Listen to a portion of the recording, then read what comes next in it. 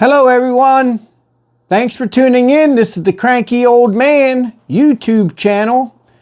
Today I just want to touch on two topics that are out there in the mainstream media today.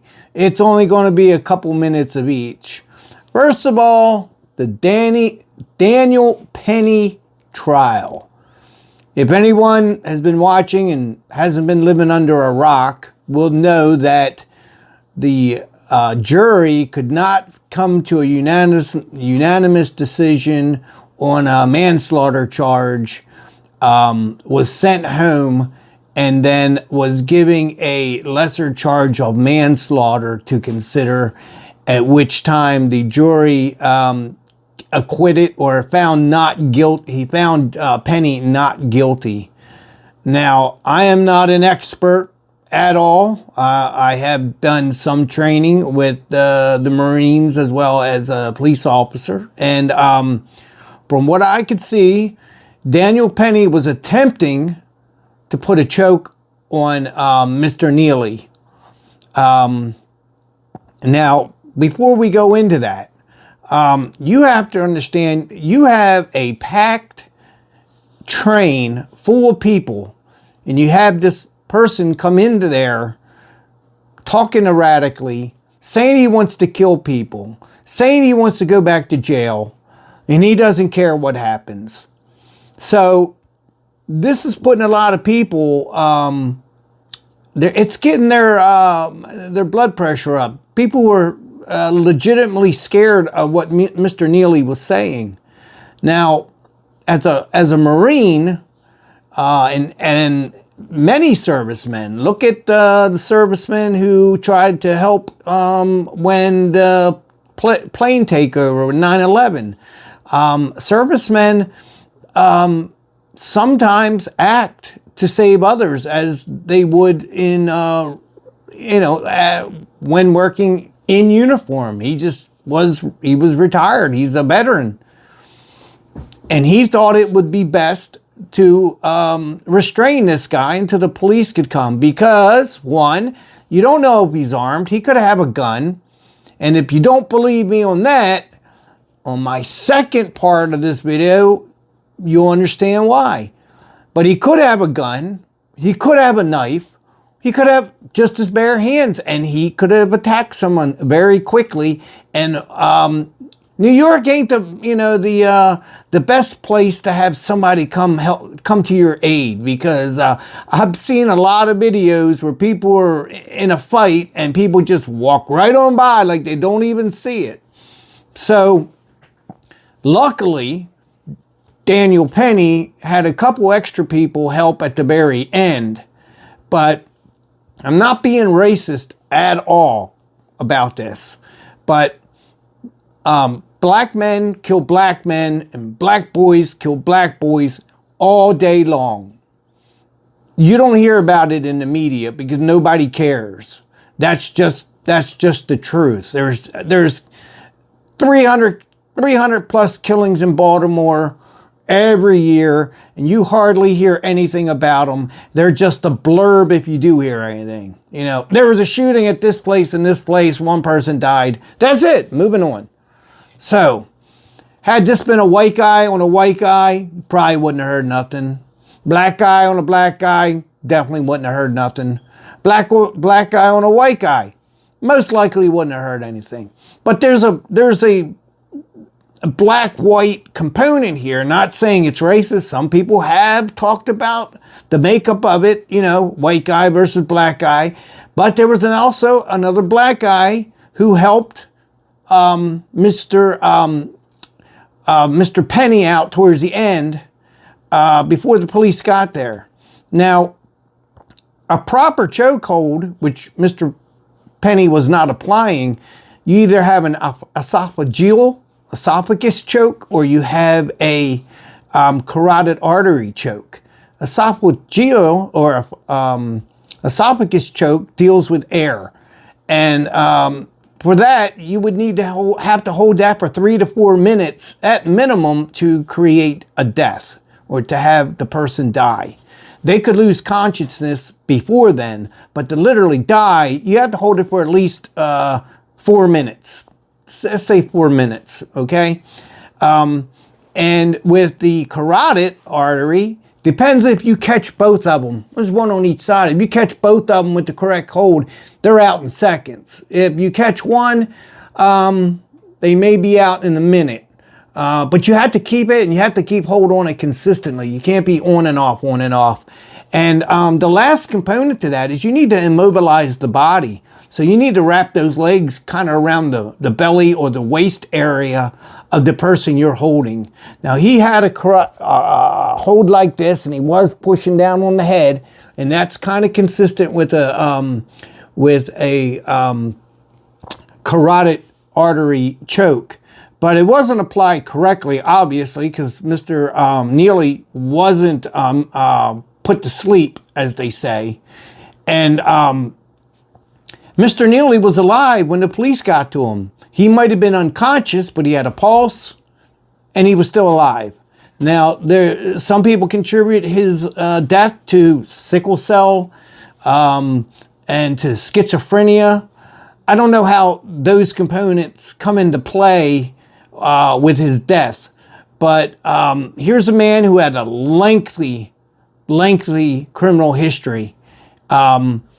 And you don't know with this schizophrenia who you were dealing with that day. He could have been a total psycho, or he could have been, Mr. Dad. Who knows?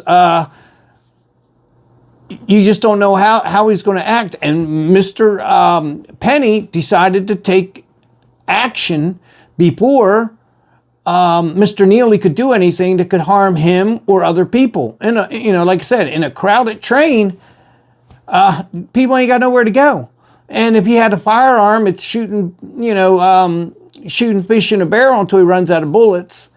And so, did he do the right thing? I probably would have engaged him before I saw a knife or a gun. I'm not in Mr. Penny's shoes, or I wasn't in his shoes, so I can't say exactly what I would have done.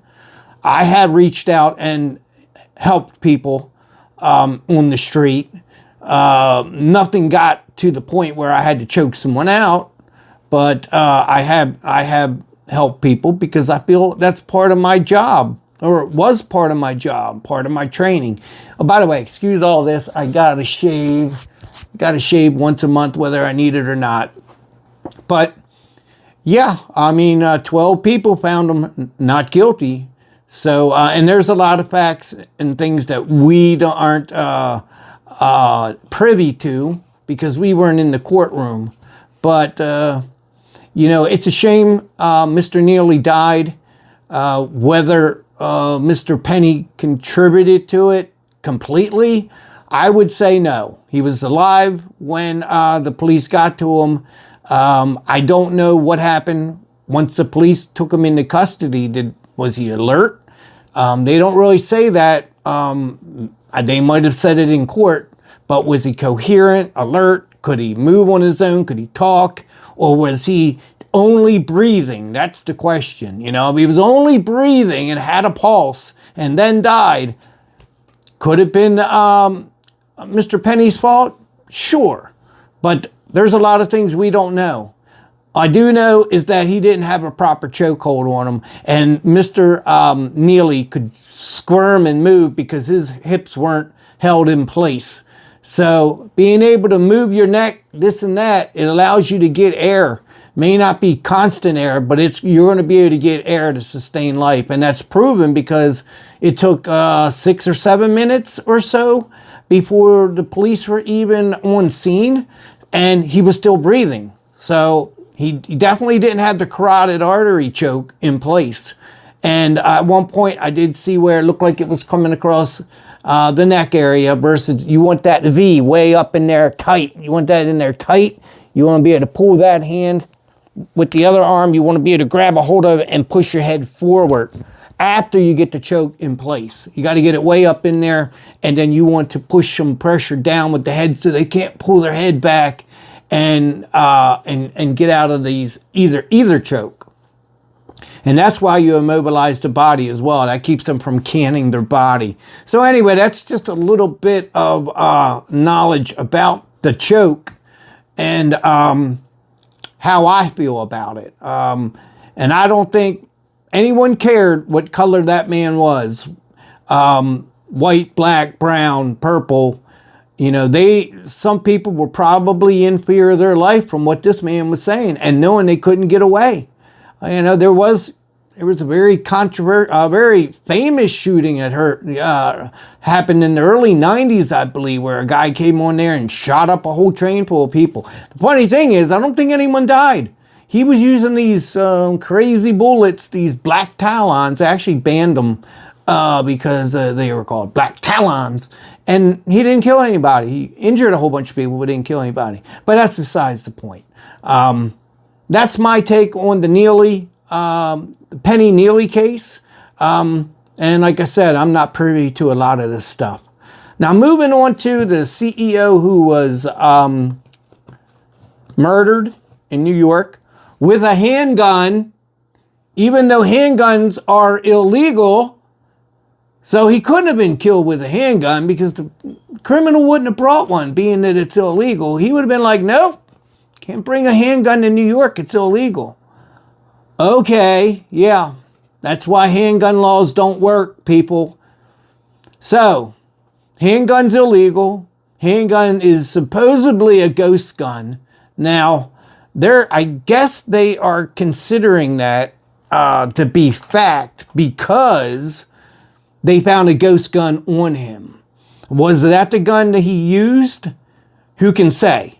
At least right now, we don't know. Maybe forensics can tell later on, but nobody has said anything about it yet. But let me tell you, I've been around the 3D printing world for a while. Where is my remote to turn this heat off? There we go. Hope it sounds better to you guys. I've been around the 3D print world for a while, and my buddy Joe, who makes awesome stuff. Oh, let me show you. You guys looking for a stocking stuffer? This is a 50-piece puzzle that he put together for me. And it's 50 pieces to represent the 50 states. And you might think it's easy to put this thing together, but it isn't. And I'll tell you why. 3D printing, you can't make them exactly perfect because there's got to be room in there for the nozzle to move around. So the puzzle's a little wiggly. So when you put a piece in, especially in the striped areas, some of them are interchangeable. So when you get down to it and you're like, wait a minute, I got 3 extra pieces. I don't know where that goes. You have to kind of really look at, why is this getting darker? Oh man, I don't know what's going on with my lighting. Maybe I got to turn it up some. I don't know. Anyway, it's kind of wiggly jiggly, and some parts will fit in the same spots, and you'll have to figure out which ones those are and pull them out and redo it. Took me about 2 hours to put that together. $10 plus $4 shipping, $4.50 shipping. 3D Printworks, WERKS @gmail.com.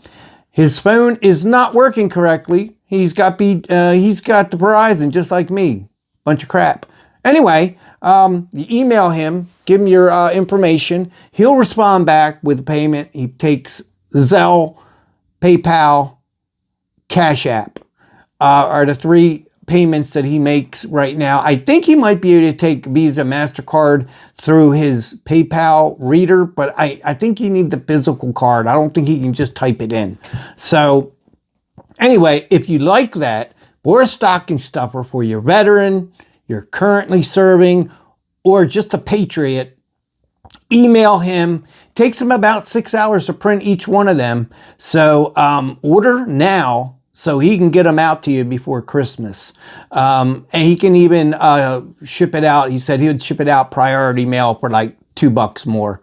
I think it runs about $8 in the box that he gave me. It was a little bit bigger than this, almost like a box of 50 bullets if you ever be all into pew-pews. You know what a 50 count 9mm box looks like. That's about the box it came in.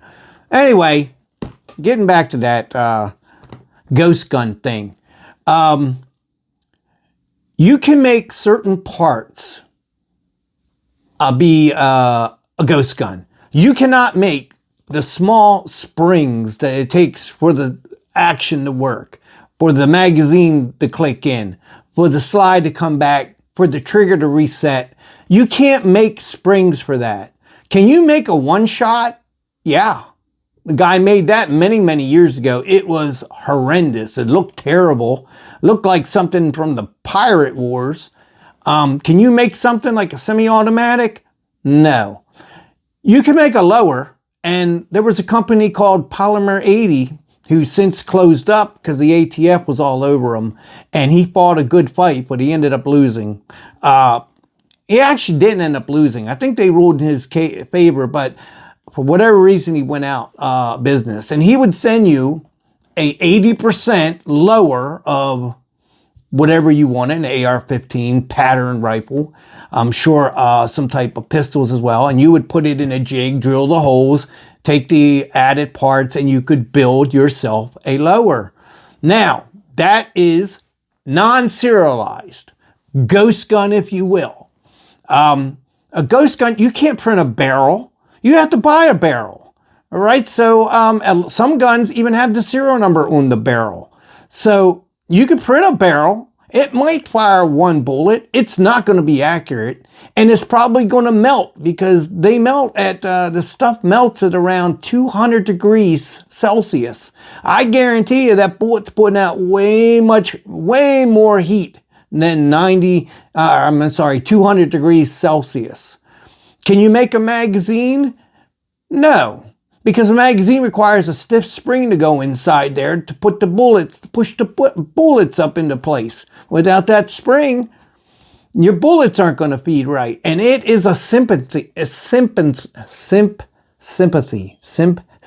you know, an orchestra, whatever.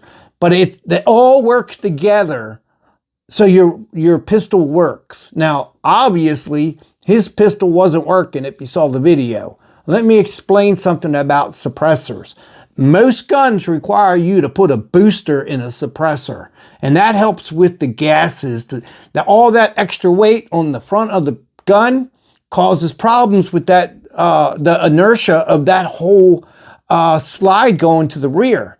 And without the booster in there, there's too much weight, and it can't cycle fast enough, and it can't cycle properly, and therefore it makes it a one-shot gun. Boom, rack that old casing out because the slide didn't move, or at least didn't move far enough, and then you have to fire again, rack it again. So was it a ghost gun and just poorly manufactured that caused one round at a time, or was it that he had a poorly made or did not have a booster in this suppressor? You can make a suppressor with a Coke bottle.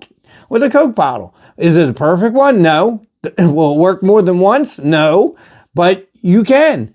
So, and guns are illegal in New York. So, what's up with that? Anyway, they got the guy. Hopefully he goes to jail. I don't even carry my gun in New York. I'm just too afraid to get in trouble with it. You know, if somebody sees it, calls the police. I don't want to be face down in the concrete in New York. So, and then have my gun maybe taken, and then I have to file paperwork to get it back. So, is this thing on? Yeah, it's on. All right. So, a lot of people were like, oh, he's a CEO. He made a lot of cuts. People lost a lot of stuff. Well, yeah, and he's making $10 million a year. Well, CEOs do that. That's their job, is to make cuts, get the bottom dollar to their investors. Should he been murdered for it? No. It is what it is. That's what CEOs do. And I think it's wrong, taking $10 million in your pocket and denying 1/3 of every filing was denied. And it goes, I saw the percentages. It's 3 to 33% denial rate for across the board for most of the major carriers. And United Healthcare was the top at 33. I think the next one was 27%. So that means 1 in 3 people who filed for some type of coverage was denied. I think that's crazy. It should be like maybe 1%, 2%. But, you know, that was his decision. So is it completely related to his decisions and people losing health care? I don't know. The guy did some cryptic stuff with the shell casings, writing defend and whatever. I didn't pay much attention to it. But anyway, we're at 20 minutes, so I got to go. I hope you stuck around to the end, and let me get this lighting fixed. I don't know what the hell is going on. So I hope to see you on my next YouTube video. Subscribe, hit the bell, like, do all that. And I have 66 subscriber nights right now. So that means 34 more. And I will be giving out that, I'll be running that raffle for that Darth Vader, 3D printed Darth Vader helmet skull thingy. If you don't know what I'm talking about, go back to my, around my first couple videos, I videotaped it and I did a voiceover. That was my first editing ever. So most of the time I just talk and you listen, and it's a one-take wonder. So at this point, I'm signing off. I'm going to try to think of something else to talk about today, because I'd like to put out 1 or 2 a day if I can, at least 7 to 14 a week. That way I stay relevant with you guys and you ladies. 13%, ladies.